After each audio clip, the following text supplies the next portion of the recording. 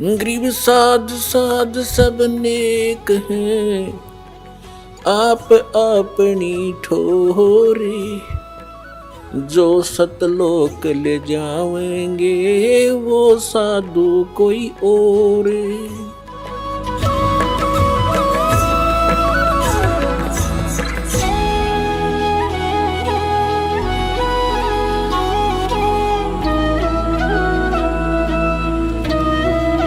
ಈಗ ಈ ಮಾತು ಬಹಳ ಕಠಿಣವಾಗುತ್ತದೆ, ನಂಬಿಕೆಯಾಗದು ಯಾರಿಗೂ, ಭಕ್ತ ಸಮಾಜಕ್ಕೆ. ಅಂದ್ರೆ ಏನು, ಯಾರಿಗೂ ಗೊತ್ತಿರಲಿಲ್ವೇ?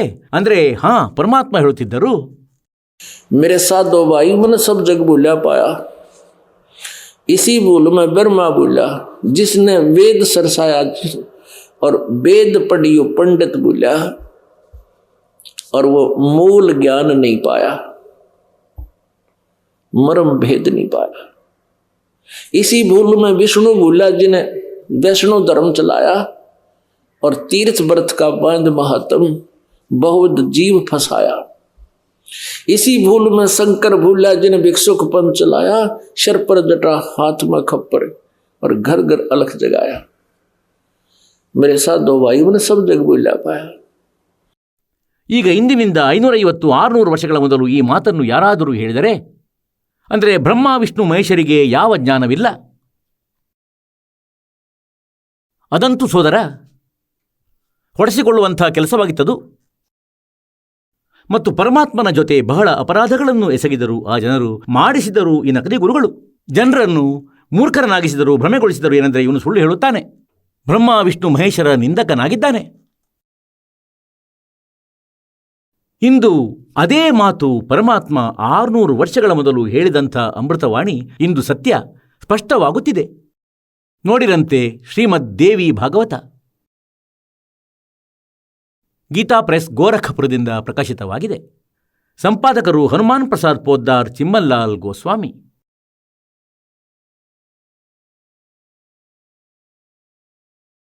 ಪ್ರಕಾಶಕರು ಹಾಗೂ ಮುದ್ರಕರು ಗೀತಾ ಪ್ರೆಸ್, ಗೋರಖಪುರ, ಗೋವಿಂದ್ ಭವನ್ ಕಾರ್ಯಾಲಯ, ಕೋಲ್ಕತ್ತಾದ ಸಂಸ್ಥಾನ. ಫೋನ್ ಮತ್ತು ಫ್ಯಾಕ್ಸ್ ಇಷ್ಟಿಷ್ಟು. ಈಗ ಇದರ 28 ಮತ್ತು 29ನೇ ಪುಟದಲ್ಲಿ ಬ್ರಹ್ಮ, ವಿಷ್ಣು, ನಾರದ ಮತ್ತು ವ್ಯಾಸರ ಆಧ್ಯಾತ್ಮಿಕ ಜ್ಞಾನದ ಲೆವೆಲ್ ತಮ್ಮೆದುರು ಸಮಕ್ಷಮವಾಗುವುದು. ಪ್ರಥಮ ಸ್ಕಂದ, ಮೊದಲ ಸ್ಕಂದ, ಸಂಕ್ಷಿಪ್ತ ದೇವಿ ಭಾಗವತ.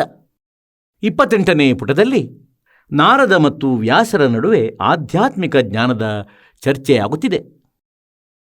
ನಾರದರು ಹೇಳಿದರು, ಮಹಾನುಭಾವರಾದ ವ್ಯಾಸರೇ, ವ್ಯಾಸ ಈಸ್ ದ ರೈಟರ್ ಆಫ್ 18 ಪುರಾಣಗಳು ಮತ್ತು ಈ 4 ವೇದಗಳು, ಶ್ರೀಮದ್ ಭಗವದ್ಗೀತೆ ಇತ್ಯಾದಿಗಳ ರೈಟರ್ ಆಗಿದ್ದಾರೆ.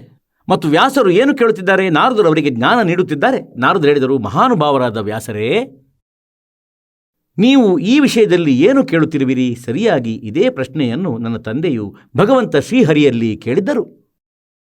ನಾರದರ ತಂದೆ ಬ್ರಹ್ಮ ಆಗಿದ್ದಾರೆ. ದೇವಾದಿದೇವ ಭಗವಂತ ಜಗತ್ತಿನ ಸ್ವಾಮಿಯಾಗಿರುವನು. ಲಕ್ಷ್ಮಿಯು ಅವರ ಸೇವೆಯಲ್ಲಿ ಉಪಸ್ಥಿತಲಿರುತ್ತಾಳೆ.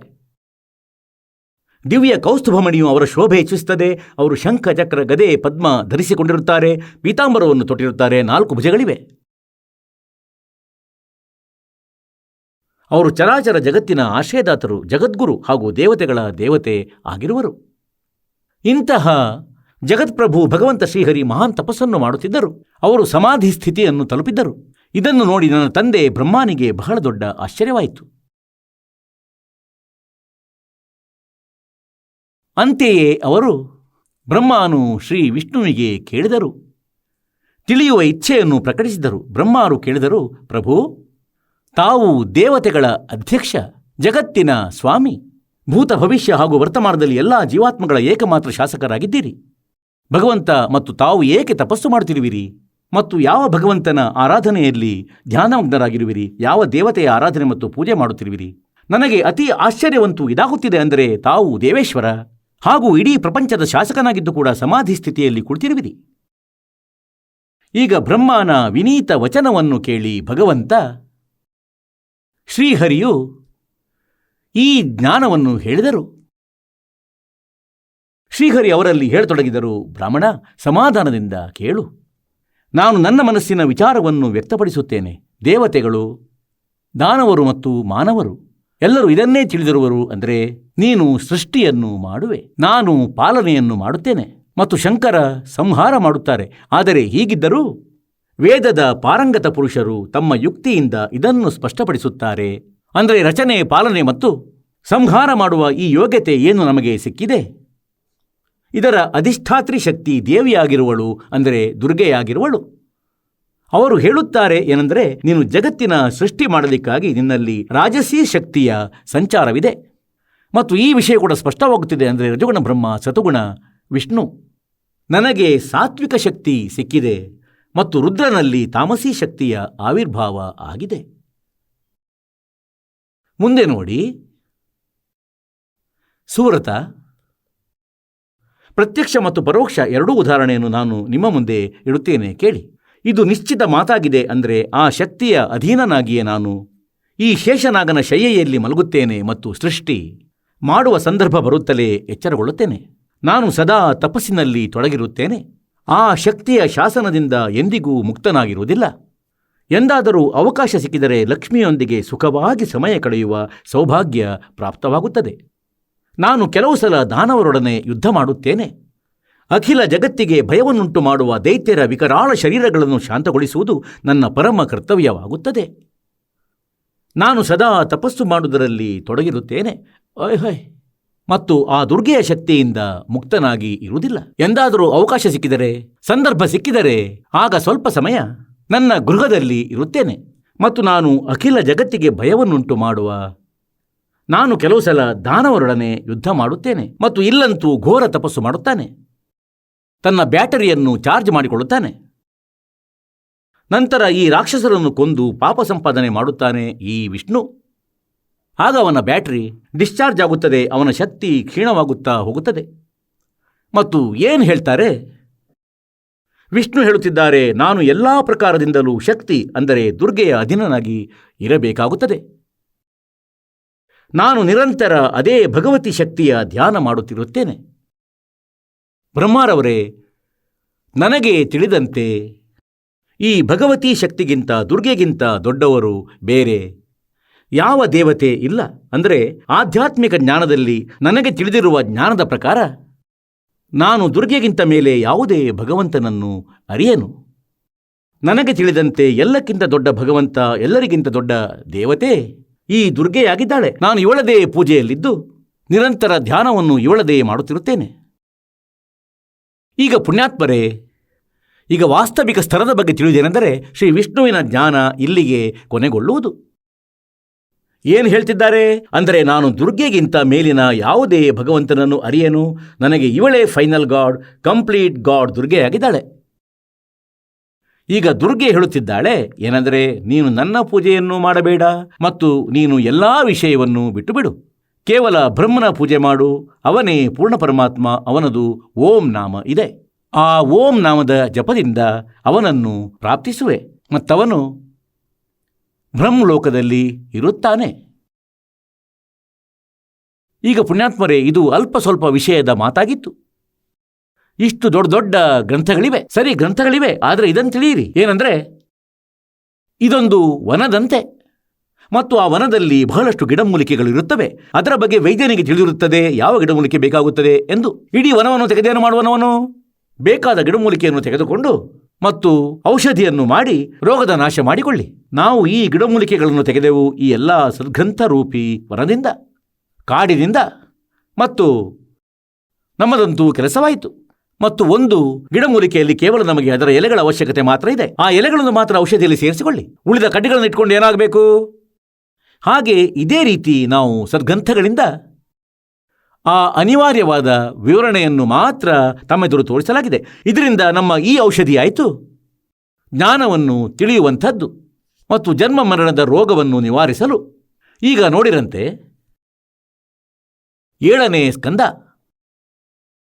ಇದಾಗಿದೆ. 462ನೇ ಪುಟ.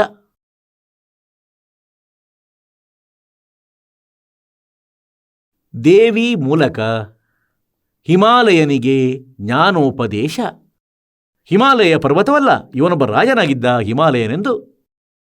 ಮತ್ತು ಬ್ರಹ್ಮ ಸ್ವರೂಪದ ವರ್ಣನೆ. ಶ್ರೀದೇವಿ ಹೇಳತೊಡಗಿದಳು, ಪರ್ವತರಾಜ,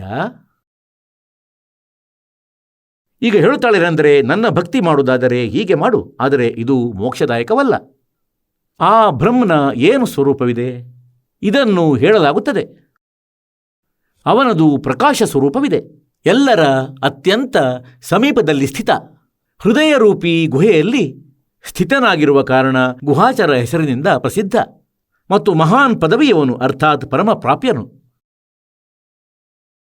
ಅವನು ಸಮಸ್ತ ಪ್ರಜೆಗಳ ಜ್ಞಾನಕ್ಕಿಂತ ಉಚ್ಚ ಸ್ತರದವನು, ಅರ್ಥಾತ್ ಯಾರ ತಿಳುವಳಿಕೆಗೆ ಬರುವವನು ಅಲ್ಲ. ಇದನ್ನು ನೀನು ತಿಳಿ. ಅವನು ಪರಮ ಪ್ರಕಾಶರೂಪನು, ಸೂಕ್ಷ್ಮಕ್ಕಿಂತಲೂ ಅತ್ಯಂತ ಸೂಕ್ಷ್ಮನು. ಅವನಲ್ಲೇ ಸಮಸ್ತ ಲೋಕ ಮತ್ತು ಆ ಲೋಕಗಳಲ್ಲಿ ವಾಸಿಸುವ ಪ್ರಾಣಿಗಳು ಸ್ಥಿತವಾಗಿವೆ. ಅವನೇ ಈ ಅಕ್ಷರ ಬ್ರಹ್ಮನು. ಈಗ ದುರ್ಗೆ ಒಂದು ಕಡೆ ಬ್ರಹ್ಮನೆಂದು ಹೇಳುವಳು, ಒಮ್ಮೊಮ್ಮೆ ಅಕ್ಷರ ಬ್ರಹ್ಮನೆಂದು ಹೇಳುವಳು. ಅಕ್ಷರ ಪುರುಷನಂತೂ ಈ ಅಕ್ಷರ ಬ್ರಹ್ಮನು ಪರಬ್ರಹ್ಮನಾಗಿದ್ದಾನೆ. ಇಷ್ಟೆಲ್ಲ ಆದರೂ ಈ ವ್ಯರ್ಥ ಜ್ಞಾನವೊಂದು ಲಾಸ್ಟ್ನಲ್ಲಿ ಎಲ್ಲಿ ಸಮಾಪ್ತಿ ಮಾಡುತ್ತಾರೆಂದರೆ, ಈಗ ಇವರು ಈ ಮಹಿಮೆನಂತೂ ಹೇಳ್ತಾರೆ ಆ ಅವಿನಾಶಿ ಭಗವಂತನದು. ನಂತರ ಕೊನೆಯಲ್ಲಿ ಬ್ರಹ್ಮನೇ ಕಂಪ್ಲೀಟ್ ಗಾಡ್ ಎಂದು ತೀರ್ಮಾನಿಸಿ ತಮ್ಮ ಅಜ್ಞಾನದ ಥಿಯರಿ ಮುಗಿಸುತ್ತಾರೆ. ತಮ್ಮ ಅಂತಿಮ ನಿಷ್ಕರ್ಷೆಗೆ ಬರುತ್ತಾರೆ. ಅವನೇ ಈ ಅಕ್ಷರ ಬ್ರಹ್ಮನು. ಅವನೇ ಎಲ್ಲರ ಪ್ರಾಣವಾಗಿದ್ದಾನೆ. ಅವನೇ ಎಲ್ಲರ ವಾಣಿಯಾಗಿರುವನು ಮತ್ತು ಅವನೇ ಎಲ್ಲರ ಮನಸ್ಸು. ಅವನೇ ಈ ಪರಮ ಸತ್ಯನು ಮತ್ತು ಅಮೃತ ಅವಿನಾಶಿ ತತ್ವವಾಗಿದ್ದಾನೆ. ಸೌಮ್ಯ, ಭೇದಿಸಲು ಯೋಗ್ಯವಾದ ಲಕ್ಷ್ಯವನ್ನು ನೀನು ಭೇದಿಸು. ಮನಸ್ಸನ್ನಿಟ್ಟು ಅದರಲ್ಲಿಯೇ ತನ್ಮಯನಾಗು. ಸೌಮ್ಯ, ಉಪನಿಷತ್ತಿನಲ್ಲಿ ಹೇಳಿದ ಮಹಾ ಅಸ್ತ್ರರೂಪ ಧನಸ್ಸನ್ನು ಎತ್ತಿಕೊಂಡು ಅದರಲ್ಲಿ ಉಪಾಸನೆಯಿಂದ ಹರಿತಗೊಳಿಸಿದ ಬಾಣವನ್ನು ಅನುಸಂಧಾನ ಮಾಡು ಮತ್ತು ನಂತರ ಭಾವಾನುಗತ ಚಿತ್ತದ ಮೂಲಕ ಆ ಬಾಣವನ್ನು ಸೆಳೆದು ಆ ಅಕ್ಷರರೂಪಿ ಬ್ರಹ್ಮನನ್ನು ಗುರಿಯಿಡು. ಈಗ ಪುಣ್ಯಾತ್ಮರೇ, ಈಗ ಯಾರು ಈ ಜ್ಞಾನವನ್ನು ಸಾಕಷ್ಟು ಬಾರಿ ಕೇಳಿದ್ದೀರಿ ದಾಸನದು, ಅವರಿಗೆ ಸುಲಭವಾಗಿ ತಿಳಿಯುವುದು ದುರ್ಗೆ ಎಷ್ಟು ಅಜ್ಞಾನದಲ್ಲಿ ಇದ್ದಾಳೆಂದು. ಇಲ್ಲಿ ಹೇಳ್ತಾಳೆ ಅಕ್ಷರ ರೂಪ ಬ್ರಹ್ಮ, ಅಕ್ಷರ ಬ್ರಹ್ಮನ ಕುರಿತಾಗಿಯೂ ಹೇಳುತ್ತಿದ್ದಾಳೆ. ಹಾಗಂತೂ ಅಕ್ಷರ ಅಂದರೆ ಅವಿನಾಶಿ ಪರಮಾತ್ಮ ಎಂದಾಗುತ್ತದೆ. ಇವರು ಮಹಿಮೆಯನ್ನಂತೂ ಹೊಗಳುತ್ತಾರೆ ಪೂರ್ಣ ಪರಮಾತ್ಮನದು, ಆದರೆ ವಿಧಿ ಜಪವನ್ನು ಕೇವಲ ಬ್ರಹ್ಮನವರೆಗೆ ಮಾತ್ರ ಹೇಳುತ್ತಾರೆ. ಅಕ್ಷರ ರೂಪ ಬ್ರಹ್ಮನನ್ನು ಗುರಿಯಿಟ್ಟು ಪ್ರಯೋಗಿಸು. ಪ್ರಣವ, ಪ್ರಣವ ಅಂದರೆ ಓಂ. ಧನಸ್ಸು, ಜೀವಾತ್ಮ, ಬಾಣ ಮತ್ತು ಬ್ರಹ್ಮನೇ ಅದರ ಲಕ್ಷ್ಯ ಎಂದು ಹೇಳಲಾಗಿದೆ. ಈಗ ಅಕ್ಷರ ಬ್ರಹ್ಮನನ್ನು ಬಿಟ್ಟು ಈಗ ಬಂದು ಬಿಟ್ಟರು ಈ ಬ್ರಹ್ಮನ ಮೇಲೆ ಮತ್ತು ಬ್ರಹ್ಮನ ಸಾಧನೆ ಹೇಳಲಾಗಿದೆ. ಹೀಗೆ ದುರ್ಗೆ ಮಹಿಮೆಯನ್ನು ಹೊಗಳುತ್ತಿದ್ದಾಳೆ. ಅವನು ಸಮಸ್ತ ಪ್ರಜೆಗಳ ಜ್ಞಾನದಿಂದ ಮಿಗಿಲಾಗಿದ್ದಾನೆ, ಅರ್ಥಾತ್ ಯಾರ ಬುದ್ಧಿಯಲ್ಲೂ ಬರುವುದಿಲ್ಲ. ಇದನ್ನು ನೀನು ತಿಳಿ. ಅವನು ಪರಮ ಪ್ರಕಾಶ ರೂಪನು. ಅವನು ಸೂಕ್ಷ್ಮಕ್ಕಿಂತಲೂ ಅತ್ಯಂತ ಸೂಕ್ಷ್ಮನಾಗಿರುವನು. ಅವನಲ್ಲೇ ಸಮಸ್ತ ಲೋಕ ಮತ್ತು ಆ ಲೋಕಗಳಲ್ಲಿ ವಾಸಿಸುವ ಪ್ರಾಣಿಗಳು ಸ್ಥಿತವಾಗಿವೆ. ಅವನೇ ಈ ಅಕ್ಷರ ಬ್ರಹ್ಮನಾಗಿದ್ದಾನೆ. ಈಗ ಇಲ್ಲಿ ದುರ್ಗೆಯ ಜ್ಞಾನದ ಸ್ಥಿತಿ ನೋಡಿಕೊಳ್ಳಿ. ಇವಳು ಫೇಲ್ ಆಗುತ್ತಿದ್ದಾಳೆ. ಹೇಗೆಂದರೆ, ಇವರು ಹೇಳ್ತಾರೆ ಎಷ್ಟು ಬ್ರಹ್ಮಾಂಡಗಳಿವೆ, ಇವೆಲ್ಲ ಪರಮಾತ್ಮನಲ್ಲಿ ಸ್ಥಿತವಾಗಿವೆ. ಪರಮಾತ್ಮ ನಿರಾಕಾರನೆಂದು ಕೂಡ ಹೇಳುತ್ತಾರೆ ಇವರು. ಆದರೆ ಹೇಳ್ತಾರೆ ಅವನೇ ಈ ಅಕ್ಷರ ಬ್ರಹ್ಮನು, ಅವನೇ ಎಲ್ಲರ ಪ್ರಾಣ, ಅವನೇ ಎಲ್ಲರ ವಾಣಿ, ಅವನೇ ಎಲ್ಲರ ಮನಸ್ಸು, ಅವನೇ ಪರಮಸತ್ಯನು. ಮತ್ತು ಕೊನೆಯಲ್ಲಿ ಇಲ್ಲಿ ಹೇಳುತ್ತಿದ್ದಾಳೆ, ನಂತರ ಲಾಸ್ಟಲ್ಲಿ ಹೇಳುತ್ತಾಳೆ ಓಂ ನಾಮ ಜಪ ಮಾಡಬೇಕು. ಜೀವಾತ್ಮ ಬಾಣವಾಗಿದೆ, ಬ್ರಹ್ಮನೇ ಅದರ ಗುರಿ. ಹೀಗೆ ಬ್ರಹ್ಮನವರೆಗೆ ಹೇಳಿದಳು ಮತ್ತು ಓಂ ನಾಮದ ಜಪ ಹೇಳಿದಳು. ಮುಂದಕ್ಕೆ ನೋಡಿ, ಈಗ ಏನು ಹೇಳುತ್ತಿದ್ದಾಳೆಂದರೆ, ಆ ಏಕಮಾತ್ರ ಪರಮಾತ್ಮನನ್ನೇ ತಿಳಿ. ಇತರ ಎಲ್ಲ ಮಾತುಗಳನ್ನು ಬಿಟ್ಟುಬಿಡು. ತನ್ನ ಸಾಧನೆಯನ್ನು ಹೇಳುತ್ತಾಳೆ, ಬಿಟ್ಟುಬಿಡಿ, ಬೇಡ, ಕೇವಲ ಅವನ ಪೂಜೆ ಮಾಡು. ಇದೇ ಅಮೃತರೂಪಿ ಪರಮಾತ್ಮನ ಬಳಿ ತಲುಪುವ ಸೇತುವೆ ಆಗಿದೆ. ಪ್ರಪಂಚರೂಪಿ ಸಮುದ್ರವನ್ನು ದಾಟಿ ಅಮೃತ ಸ್ವರೂಪ ಪರಮಾತ್ಮನನ್ನು ಪಡೆದುಕೊಳ್ಳುವ ಸುಲಭ ಸಾಧನೆ ಇದೇ ಆಗಿದೆ. ಈ ಆತ್ಮವನ್ನು ಓಂ ಜಪದೊಂದಿಗೆ ಧ್ಯಾನವನ್ನು ಮಾಡು. ಈಗ ಇಲ್ಲಿ ಇದಕ್ಕೆ ಆತ್ಮ ಎಂದು ಹೇಳುತ್ತಾರೆ. ಇಲ್ಲವಾದರೆ ಪರಮಾತ್ಮ ಎಂದು ಹೇಳಿ ಆ ಪರಮಾತ್ಮನ ಕುರಿತಾಗಿಯೇ ಓಂ ಜಪದೊಂದಿಗೆ ಧ್ಯಾನ ಮಾಡಿ ಎಂದು ಹೇಳಬಹುದಿತ್ತು. ಇದರಿಂದ ಅಜ್ಞಾನಮಯ ಅಂಧಕಾರದಿಂದ ಸರ್ವಥಾ ಅತೀತ ಮತ್ತು ಪ್ರಪಂಚರೂಪಿ ಸಮುದ್ರದಿಂದ ಆಚೆ ಇರುವ ಬ್ರಹ್ಮನನ್ನು ಅವನನ್ನು ಪಡೆಯಬಹುದು. ಓಂ ನಾಮದ ಜಪ ಮಾಡು, ಬ್ರಹ್ಮನನ್ನು ಪಡೆಯುವೆ. ಮತ್ತು ಇಲ್ಲಿ ಮಹಿಮೆ ಹೊಗಳಲಾಗುತ್ತಿದೆ ಪರಮಾಕ್ಷರ ಬ್ರಹ್ಮನದು. ಅವನಾಗಿದ್ದಾನೆ ಅಕ್ಷರ ಬ್ರಹ್ಮ. ಅಕ್ಷರ ಎಂದರೆ ಅವಿನಾಶಿ ಆಗುತ್ತದೆ. ಏಕೆಂದರೆ ಇವರಿಗೆ ಈ ಮೂವರು ಬ್ರಹ್ಮರ ಮಾಹಿತಿಯನ್ನು ಎಲ್ಲೂ ಕೊಡಲಾಗಲಿಲ್ಲ. ಅಂದರೆ ಕ್ಷರಪುರುಷ, ಅಕ್ಷರ ಪುರುಷ ಮತ್ತು ಪರಮಾಕ್ಷರ ಪುರುಷ ಈ ಗೀತೆಯ ಹೊರತು. ಹಾಗಾಗಿ ಇಲ್ಲಂತೂ ಈ ಮಹಿಮೆ ಏನಿದೆ ಅದಂತೂ ಇದೆ. ಅಂದರೆ ಆ ಪರಮ ಸತ್ಯದ್ದು. ಮತ್ತು ಅವಿನಾಶಿ ತತ್ವವಾಗಿದೆ. ಅವನಂತೂ ಪೂರ್ಣ ಪರಮಾತ್ಮನಾಗಿದ್ದಾನೆ, ಪರಮಕ್ಷರ ಬ್ರಹ್ಮನಾಗಿದ್ದಾನೆ. ಏಕೆಂದರೆ ಈ ಬ್ರಹ್ಮನಂತೂ ನಾಶ ಹೊಂದುವನಾಗಿದ್ದಾನೆ. ಮತ್ತು ಕೊನೆಯಲ್ಲಿ ವಿಧಿಯನ್ನು ತಿಳಿಸುತ್ತಿದ್ದಾರೆ ಇವರು. ಅಂದರೆ ಓಂ ಜಪದೊಂದಿಗೆ ಧ್ಯಾನ ಮಾಡಿ ಈ ಆತ್ಮದ್ದು ಬ್ರಹ್ಮನದ್ದು, ಮತ್ತು ಇದರಿಂದ ಅಜ್ಞಾನಮಯ ಅಂಧಕಾರದಿಂದ ಸರ್ವಥಾ ಅತೀತ ಮತ್ತು ಪ್ರಪಂಚರೂಪಿ ಸಮುದ್ರದಿಂದ ಆಚೆ ಇರುವ ಬ್ರಹ್ಮನನ್ನು ಪಡೆಯುವೆ ಮತ್ತು ನಿನಗೆ ಕಲ್ಯಾಣವಾಗಲಿ. ಮತ್ತವನು ಎಲ್ಲಿರುತ್ತಾನೆ? ಅವನೇ ಈ ಎಲ್ಲರ ಆತ್ಮವಾದ ಬ್ರಹ್ಮನು. ಬ್ರಹ್ಮಲೋಕರೂಪಿ ದಿವ್ಯ ಆಕಾಶದಲ್ಲಿ ಸ್ಥಿತನಾಗಿರುವನು. ಈಗ ಯಜುರ್ವೇದ ಅಧ್ಯಾಯ ಸಂಖ್ಯೆ 40 ಮಂತ್ರ 17ರಲ್ಲಿ ಹೇಳಲಾಗಿದ್ದೇನೆಂದರೆ, ಆ ಪೂರ್ಣ ಪರಮಾತ್ಮ ಪೂರ್ಣ ಪುರುಷನಂತೂ ಪರೋಕ್ಷನಾಗಿದ್ದಾನೆ ಮತ್ತು ಅಹಂ ಓಂ ಖಂಬ್ ಬ್ರಹ್ಮ್. ಖಂಬನ ಅರ್ಥ ದಿವ್ಯ ಆಕಾಶ ಆಗುತ್ತದೆ. ಬ್ರಹ್ಮಲೋಕರೂಪಿ ದಿವ್ಯಾಕಾಶದಲ್ಲಿ ಆ ಕಾಲನಿರುತ್ತಾನೆ, ಬ್ರಹ್ಮನಿರುತ್ತಾನೆ, ಅವನ ಓಂ ನಾಮವಿದೆ. ಪುಣ್ಯಾತ್ಮರೇ, ಈ ಜ್ಞಾನವನ್ನಂತೂ ನೀಡಲಾಯಿತು ಆ ದುರ್ಗೆಯಿಂದ. ಅಂದರೆ ಬ್ರಹ್ಮನ ಪೂಜೆ ಮಾಡಿ ಓಂ ನಾಮವಾಗಿದೆ ಮತ್ತು ಎಲ್ಲವನ್ನು ಬಿಟ್ಟುಬಿಡಿ. ಈಗ ಬ್ರಹ್ಮನು ಶ್ರೀಮದ್ ಭಗವದ್ಗೀತೆಯ ಜ್ಞಾನವನ್ನು ನೀಡಿದ ಶ್ರೀಕೃಷ್ಣನಲ್ಲಿ ಪ್ರವೇಶವನ್ನು ಮಾಡಿ 8ನೇ ಅಧ್ಯಾಯದ 13ನೇ ಶ್ಲೋಕದಲ್ಲಿ ಹೇಳುತ್ತಾನೆ ಅರ್ಜುನ, ಓಂ ಇತಿ ಏಕಾಕ್ಷರಂ ಬ್ರಹ್ಮ ವ್ಯಾಹರನ್ ಮಾಂ ಅನುಸ್ಮರಣ್ ಯಃ ಪ್ರಯಾತಿ ತಜನ್ ದೇಹಂ ಸ ಯಾತಿ ಪರಮಾಂ ಗತಿಂ. ಬ್ರಹ್ಮನಾದ ನನ್ನ ಕೇವಲ ಒಂದು ಓಂ ಮಂತ್ರವಿದೆ. ಮತ್ಯಾರು ಉಚ್ಚಾರಣೆ ಮಾಡಿ ಸ್ಮರಣೆ ಮಾಡುತ್ತಾ ಶರೀರವನ್ನು ಬಿಟ್ಟು ಹೋಗುತ್ತಾನೋ, ಅಂದರೆ ಅಂತಿಮ ಶ್ವಾಸ ತನಕ ಇದರ ಜಪ ಮಾಡುತ್ತಾನೋ, ಅವನು ಓಂನಿಂದ ಸಿಗುವ ಆ ಉಪಲಬ್ಧಗಳೇನಿವೆ ಅದನ್ನು ಪ್ರಾಪ್ತಿಸಿಕೊಳ್ಳುವನು. ಆ ಪರಮಗತಿಯು ಪ್ರಾಪ್ತವಾಗುತ್ತದೆ. 8ನೇ ಅಧ್ಯಾಯದ 16ನೇ ಶ್ಲೋಕದಲ್ಲಿ ಹೇಳಿದ್ದೇನೆಂದರೆ, ಬ್ರಹ್ಮಲೋಕ ತನಕವೂ ಎಲ್ಲರೂ ಜನ್ಮ ಮೃತ್ಯುವಿಗೆ ಒಳಗಾಗಿದ್ದಾರೆ. ಅಲ್ಲಿ ಹೋದಂತಹ ಜೀವಾತ್ಮಗಳು ಕೂಡ ನಂತರ ಹಿಂದಿರುಗಿ ಬರುತ್ತಾರೆ. 4ನೇ ಅಧ್ಯಾಯದ 5ನೇ ಮತ್ತು 9ನೇ ಶ್ಲೋಕದಲ್ಲಿ ಗೀತೆಜ್ಞಾನದಾತ ಹೇಳುತ್ತಾನೆ, ಅರ್ಜುನ, ನಿನ್ನ ಮತ್ತು ನನ್ನ ಬಹಳ ಜನ್ಮಗಳು ಆಗಿವೆ, ನಿನಗೆ ಗೊತ್ತಿಲ್ಲ, ನನಗೆ ಗೊತ್ತಿದೆ. ನನ್ನ ಜನ್ಮ ಮತ್ತು ಕರ್ಮ ದಿವ್ಯವಾದುಗಳಾಗಿವೆ. ಗೀತೆಯ ಅಧ್ಯಾಯ ಸಂಖ್ಯೆ 2ರ ಶ್ಲೋಕ 12ರಲ್ಲಿ ಹೇಳಿದನೆಂದರೆ, ಅರ್ಜುನ, ನಿನ್ನ ಮತ್ತು ನನ್ನ ಮೊದಲು ಕೂಡ ಜನ್ಮಗಳಿದ್ದವು, ಮುಂದೆಯೂ ಆಗುವು. ಹೀಗೆ ಯೋಚಿಸಬೇಡ, ಅಂದರೆ ನಾವು ಈಗಷ್ಟೇ ಜನ್ಮ ತಾಳಿದ್ದೇವೆ. 2ನೇ ಅಧ್ಯಾಯದ 17ನೇ ಶ್ಲೋಕದಲ್ಲಿ ಹೇಳಲಾಗಿದೆನೆಂದರೆ, ಅವಿನಾಶಿ ಎಂದು ಅವನನ್ನು ತಿಳಿ, ಯಾರನ್ನು ಯಾರೂ ನಾಶಪಡಿಸಲು ಸಾಧ್ಯವಿಲ್ಲ. ಮತ್ತು 15ನೇ ಅಧ್ಯಾಯದ 1ರಿಂದ 4ರವರೆಗೆ ಹೇಳಿದೆನೆಂದರೆ, ಯಾವಾಗ ತತ್ವದರ್ಶಿ ಸಂತ ನಿನಗೆ ಸಿಕ್ಕಿದ ಬಳಿಕ ಆ ಪರಮ ಪದವಿಯ ಆ ಪರಮೇಶ್ವರನ ಹುಡುಕಾಟ ಮಾಡಬೇಕಾಗಿದೆ. ಅಲ್ಲಿಗೆ ಹೋದ ಬಳಿಕ ಜೀವಾತ್ಮ ನಂತರ ಹಿಂದಿರುಗಿ ಎಂದಿಗೂ ಬರಲಾರನು. ಇದರಿಂದ ಸಿದ್ಧವಾಗುವುದೇನೆಂದರೆ, ಬ್ರಹ್ಮ ಸಾಧನೆ ಮಾಡುವವರದು ಕೂಡ ಜನ್ಮ ಮೃತ್ಯು ಇದೆ. ಏಕೆಂದರೆ ಬ್ರಹ್ಮನಿಗೂ ಜನ್ಮ ಮೃತ್ಯುವಿದೆ. ಇದಕ್ಕಾಗಿ ಹೇಳಿದೇನೆಂದರೆ, ಆ ಪರಮಾಕ್ಷರ ಬ್ರಹ್ಮನ ಸಾಧನೆ ಮಾಡುವವರು ನಂತರ ಹಿಂದಿರುಗಿ ಎಂದಿಗೂ ಪ್ರಪಂಚದಲ್ಲಿ ಬರಲಾರರು. ಈಗ ಆ ಪರಮಾಕ್ಷರ ಬ್ರಹ್ಮನ ಸಾಧನೆಯನ್ನು ಈ ಬ್ರಹ್ಮನು ತಿಳಿಯನು.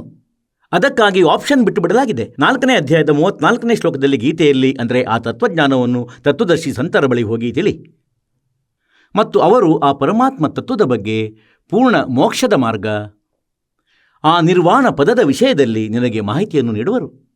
ಇದರಿಂದ ಸ್ಪಷ್ಟವಾಯಿತೇನೆಂದರೆ, ಗೀತೆ ಜ್ಞಾನದಾತ ಬ್ರಹ್ಮನಿಗೂ ಇನ್ಕಂಪ್ಲೀಟ್ ಆದ ಜ್ಞಾನವಿದೆ, ಇವನಿಗೂ ಪೂರ್ಣ ಜ್ಞಾನವಿಲ್ಲ. ಮತ್ತು ಸತ್ಯಯುಗದ ಬ್ರಾಹ್ಮಣರು ಹೀಗೆ ಹೇಳ್ತಾರಲ್ಲ, ಅಂದರೆ ಒಂದು ಮೂಟೆಯಲ್ಲಿ ಏನಿದೆ ಎಂದು ಒಂದು ಸುಳಿಯಿಂದ ಚುಚ್ಚು ನೋಡಿದರೆ ಅದರಿಂದ ತಿಳಿದು ಬರುವುದು ಇದರಲ್ಲಿ ಪೂರ್ತಿ ಎಂತಹ ಸಾಮಾನು ಇದೆ ಎಂದು. ಈಗ ಸತ್ಯಯುಗದ ಬ್ರಾಹ್ಮಣರಿಗೆ ಎಷ್ಟು ಜ್ಞಾನವಿತ್ತು ಈ ವೇದಗಳದ್ದು? ಮತ್ತೆ ತ್ರೇತ, ದ್ವಾಪರ ಮತ್ತು ಕಲಿಯುಗದವ್ರದಂತೂ ಹೇಳುವುದಾದ್ರೂ ಏನಿದೆ? ಏಕೆಂದರೆ ಅವರಿಂದಲೇ ಮುಂದೆ ಆ ಜ್ಞಾನ ನಡೆಯುತ್ತಾ ಬರ್ತಿತ್ತು. ಇದು ನೋಡಿರಂತೆ, ಅದೇ ದೇವಿ ಭಾಗವತ.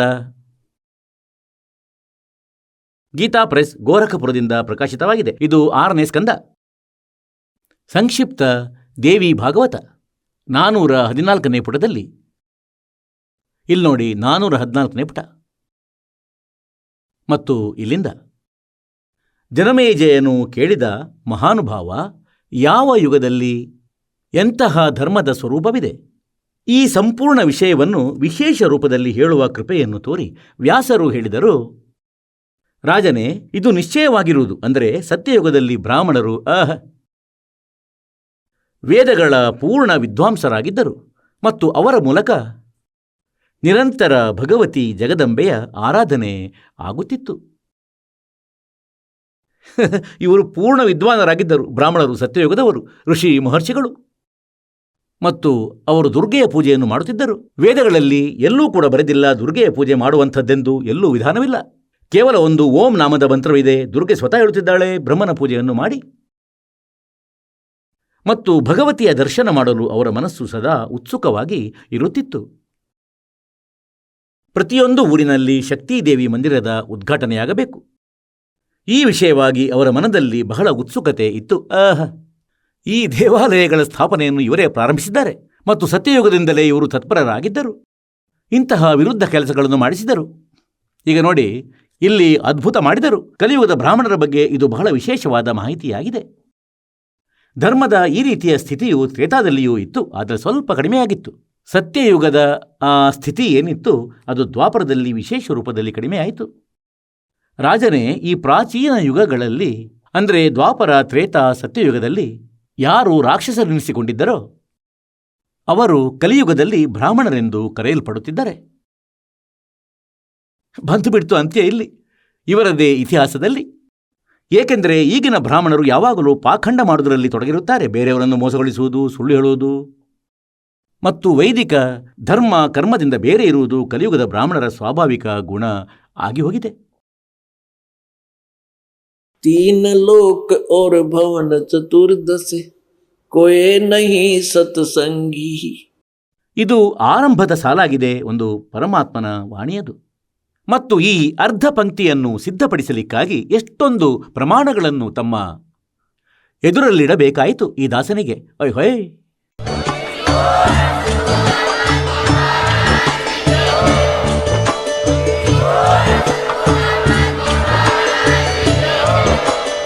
ನೀವು ಕೇಳಿದ್ದೀರಿ ಜಗದ್ಗುರು ತತ್ವದರ್ಶಿ ಸಂತ ರಾಮ್ಪಾಲ್ ಮಹಾರಾಜರ ಮಂಗಳ ಪ್ರವಚನ. ಹೆಚ್ಚಿನ ಮಾಹಿತಿಗಾಗಿ ವಿಸಿಟ್ ಮಾಡಿ ನಮ್ಮ ವೆಬ್ಸೈಟ್ www.jagadguru-rampalji.org. ಸಂತ ರಾಮ್ಪಾಲ್ ಮಹಾರಾಜರ ಶುಭ ಆಶೀರ್ವಾದದಿಂದ ಇಡೀ ವಿಶ್ವದಲ್ಲಿ 500ಕ್ಕೂ ಹೆಚ್ಚು ನಾಮದೀಕ್ಷಾ ಕೇಂದ್ರಗಳಿವೆ. ಇದರಲ್ಲಿ ಸಂತ ರಾಮ್ಪಾಲ್ ಮಹಾರಾಜರಿಂದ ನಿಶುಲ್ಕವಾಗಿ ಆನ್ಲೈನ್ ನಾಮದೀಕ್ಷೆ ಕೊಡಲಾಗುತ್ತಿದೆ. ತಮ್ಮ ಹತ್ತಿರದ ನಾಮದೀಕ್ಷಾ ಕೇಂದ್ರದ ಮಾಹಿತಿಗಾಗಿ ಸಂಪರ್ಕಿಸಿ 888 444 7302.